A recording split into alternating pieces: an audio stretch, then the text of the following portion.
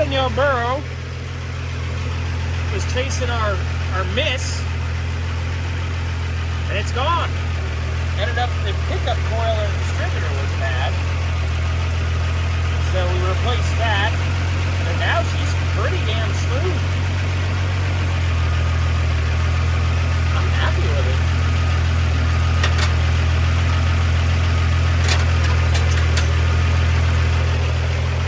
So we're gonna start doing a little test driving and keep breaking it in.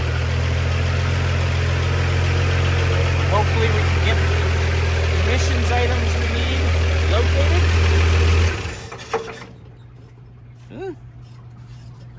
I'm gonna get a vacuum gauge and a screwdriver. Nice. It's gonna dial her in. And then we just have to wait for the rest of our emissions stuff, like I said. Awesome.